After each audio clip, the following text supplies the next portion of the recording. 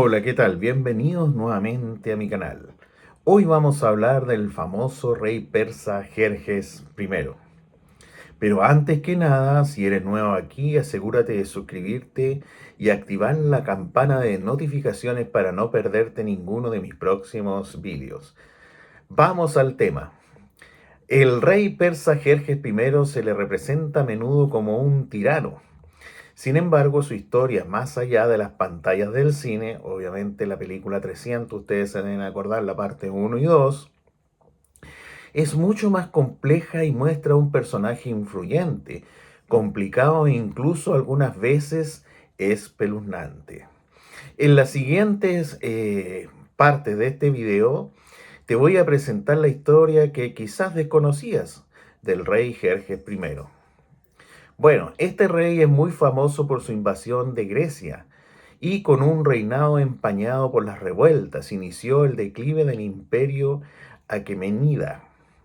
Más famoso por su fracaso en la conquista de Grecia, el rey Jerjes es quizá uno de los reyes persas aquemenidas más notorios. Jerjes I tenía fama de imponer duros castigos, ser mujeriego y vaciar las arcas del imperio persa. Construyó inmensos palacios y otros proyectos en Persépolis y dejó su huella en la historia tanto de Europa como de Asia. Bueno, acá vamos a ver entonces los hechos más relevantes sobre su vida y el reinado de este famoso rey, que tuvo, como les dije, un ascenso muy controvertido. Antes de su muerte, en el 486 a.C., Darío el Grande nombró sucesor a su hijo Jerjes. Sin embargo, Jerjes no era el hijo mayor de la familia. Su hermanastro, Artabacenes, había nacido antes que Darío llegara al trono. Inicialmente, Artabacenes reclamó el derecho al mando del rey. Sin embargo, la madre de Jerjes era Atosa, la hija de Ciro el Grande, el rey persa que fundó el imperio aquemenida. En cambio, la madre de Artabacenes había sido una plebeya. El astuto Darío no se le escapó el simbolismo de elegir heredero al nieto de Ciro, en lugar de su propio primogénito. Durante las discusiones entre Artabacenes, Jerjes y Atosa, este fue el factor decisivo. Como primer hijo nacido durante el reinado de Darío y descendiente de Ciro, se consideró que Jerjes tenía más derecho al trono. Artabacenes no discutió ni cuestionó la decisión. El rey Jerjes tenía unos 35 años cuando llegó al poder y había pasado más de una década como sátrapa de Babilonia. Jerjes tuvo que hacer frente a las revueltas de Babilonia y Egipto. Una de las primeras tareas de Jerjes tras ascender al trono fue hacer frente a una revuelta en Egipto. La revuelta había comenzado bajo Darío, pero éste había muerto antes de poder sofocarla. El rey Jerjes dirigió el ejército persa para sofocar la revuelta en torno al año 484 a.C. Sin embargo, los disturbios aún no habían terminado, ya que estalló otra revuelta en Babilonia. Tanto Ciro como Darío habían honrado Babilonia como una parte especial del imperio, reconociéndose a sí mismos como rey de Babilonia. Sin embargo, Jerjes I abandonó el título, refiriéndose en su lugar a sí mismo como rey de los persas y los medos.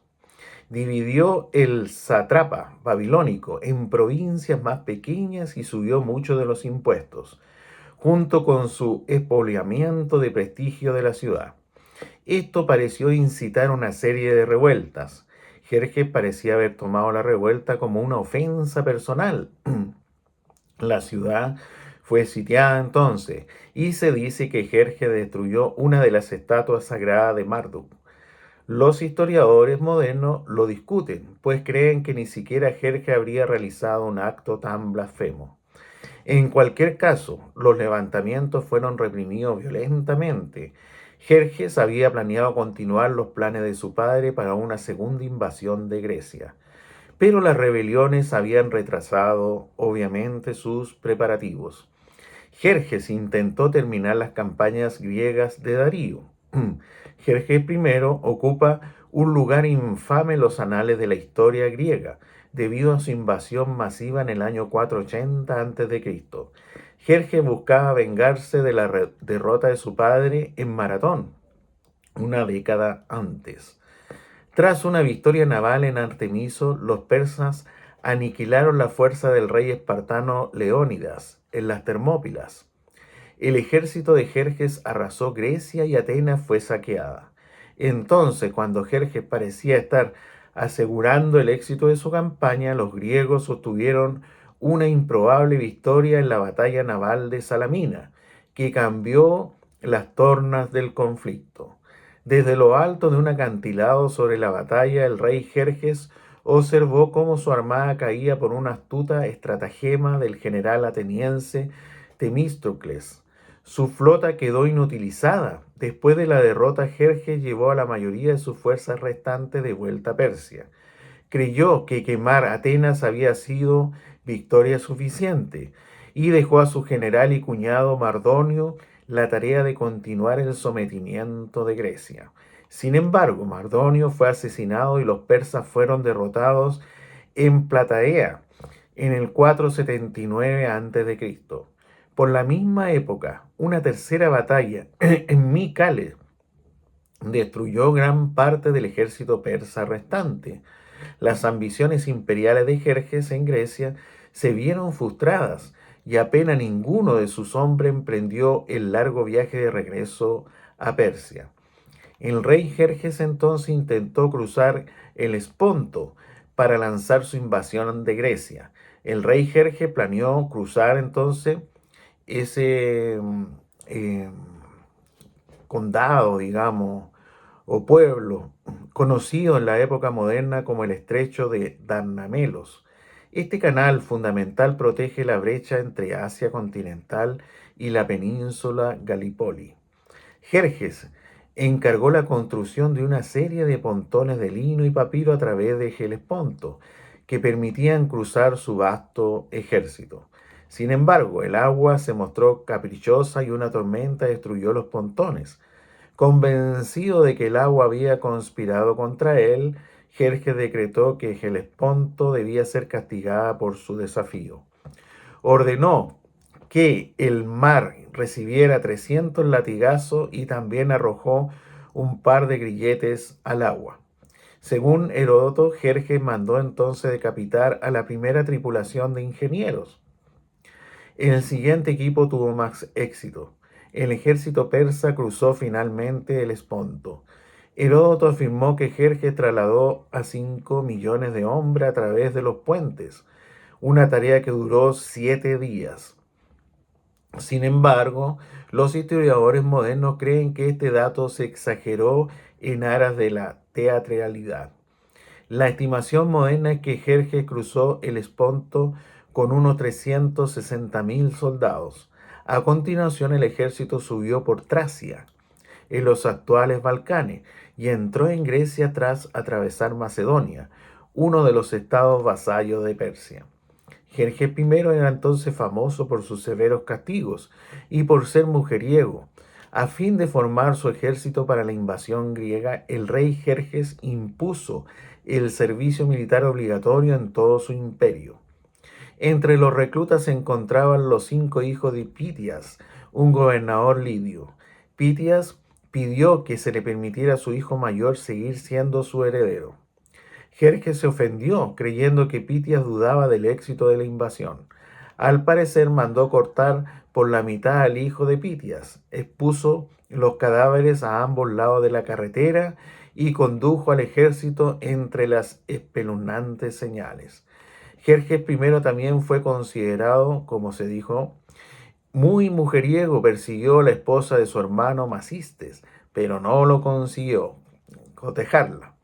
En su lugar tuvo un romance con Artainte, la hija de Maciste. Jerjes llevaba una hermosa túnica que su esposa, Amestris, había tejido para él. Antaine se la pidió, pero Jerjes sabía que eso significaría que su esposa descubriría la aventura. Tras fracasar en su intento de ofrecerle otros regalos, accedió a regañadientes. Amestris estaba furiosa. Culpó a la madre de Artayante del comportamiento de su hija y exigió que la trajeran ante ella. Una vez más Jerjes intentó persuadirla de lo contrario, pero Amestris insistió. Una vez en sus garras, sus guardias reales mutilaron y disfiguraron a la madre. Masiste se rebeló, pero Jerjes lo mató a él y a sus conspiradores. Sus proyectos de construcción casi llevan a Persia a la bancarrota. Tras su infructuosa y costosa campaña griega, el rey Jerjes centró su atención en una serie de fastuosos proyectos de construcción. Amplió la ciudad real de Persépolis que había comenzado su padre Darío. Terminó el palacio de Darío y la Padena, que es una sala de audiencias, donde también añadió una hermosa fachada de esmalte sobre el exterior. Jerjes I inició entonces la construcción de su propio palacio, deseoso de eclipsar a sus predecesores. Jerjes hizo construir entonces ese palacio el doble de grande que el de su padre y conectó a ambos mediante una terraza. Junto a su monumental palacio, Jerjes también construyó la poderosa Puerta de todas las Naciones, así como el Salón de las 100 columnas. Los historiadores modernos creen que este último era el tesoro de Jerjes. También se encargó del mantenimiento de la calzada real persa entre Susa y Sardis. El costo de todos estos proyectos puso aún más a prueba las arcas del imperio aquemenida. Tras el enorme gasto que supuso su invasión de Grecia, Jerjes grabó fuertemente a sus saprias y súbitos para financiar sus extravagantes proyectos. Esto sin duda causó malestar y resentimiento en todo el imperio y posiblemente contribuyó al posterior asesinato de Jerjes. Jerjes tuvo que hacer frente al resurgimiento griego. Tras la derrota entonces de Platea y Micale, el poder persa en el Egeo se vio mermado. Los griegos, liderados inicialmente por Pausanias de Esparta, iniciaron un contraataque destinado a liberar las colonias griegas de Asia Menor. Atenas y otras ciudades-estado aliadas que formaron la Liga Délica también contribuyeron en gran medida. En primer lugar, los griegos expulsaron a las guarniciones persas de Tracia, después del 478 a.C. Pausanias conquistó Bizancio. Pausania había liderado a los griegos durante la victoria en Platea, pero ahora hizo lo impensable y firmó la paz con el rey Jerjes. A pesar de la derrota en Grecia, Persia seguía siendo una gran superpotencia y continuaba siendo una amenaza. Sin embargo, el general ateniense llamado Simón derrotó a Pausania en el 475 a.C. y reclamó Bizancio para la Liga Délica. Jerjes comenzó a preparar una nueva fuerza para combatir a los intrusos griegos. En el 466 a.C., Simón derrotó a los persas dos veces el mismo día en la batalla de Eurimedonte, en la costa sur de Asia Menor. Primero aplastó una flota persa enviada para interceptarle. Después derrotó a una fuerza terrestre persa en la playa. A pesar de esta inferioridad numérica, los acontecimientos en la Grecia continental impidieron a Simón realizar más campañas. Pero la derrota en Eurimedonte garantizó que Persia no volviera a invadir Grecia. Jerjes tenía una reputación horrible, dado que no se conservan registros persas reales de la época del imperio aquemenida. Nuestras principales fuentes de información proceden de fuentes griegas. El rey Jerjes sufre una reputación increíblemente negativa por parte de las figuras como Heródoto, mientras que muchos eruditos griegos parecían admirar a sus predecesores, Ciro y Darío. Jerjes I es retratado como un tirano afeminado. En la obra Los persas del dramaturgo griego Esquilo, Jerjes aparece como una figura consumida por su propia arrogancia. La obra está ambientada en la invasión de Grecia por Jerjes y en particular en la batalla de Salamina. Los principales personajes de la obra son la madre de Jerjes, Atosa, y el fantasma de su padre Darío. Esquilo le hace hablar a su hijo, afirmando que se creía por encima incluso de los dioses. Los persas contribuyeron a reforzar la creencia entre los griegos que los orientales, que es como se referían a los persas, eran la antítesis de los valores griegos. Jerjes se convirtió en un blanco fácil, sirviendo como figura de la creencia griega, que era incapaz de controlar sus emociones. A menudo se le representa furioso contra los griegos y lamentándose de sus derrotas. El rey Jerjes fue asesinado por su propio consejero, después de agotar el tesoro de Persia con sus fallidas campañas militares y sus fastuosos proyectos de construcción. Es posible que el rey Jerjes no fuera un gobernante popular. En el año 465 a.C., Jerjes y su hijo Darío fueron asesinados por Artabano, una poderosa figura de la corte persa. Los orígenes de Artabano no están claros. Es probable que fuera uno de los principales funcionarios de Jerjes o incluso un miembro de la Guardia Real. También es posible que contara con el apoyo de Megavicius, la sátrapa babilonio, casado con una de las hijas de Jerjes. Sin embargo, una vez asesinado Jerjes, Megavicius traicionó a Artabano en venganza, el hijo superviviente de Jerjes. Artajerjes I mató a Artabano y sus hijos y recuperó el trono. Surgieron entonces nuevas revueltas en las provincias como Egipto y Bactricia, que provocaron nuevos enfrentamientos con Grecia. Irónicamente, el reinado de Artajerjes comenzó exactamente igual que el de su padre. Jerjes siguió siendo la figura vilipendiada en Grecia, incluso después de su muerte. Cuando Alejandro Magno invadió Persia más de un siglo después, atacó el palacio de Jerjes en Persépolis como venganza por el saqueo de Atenas. Bueno, amigos míos, si te gustó este video, no olvides darle un me gusta y compartirlo con tus amigos.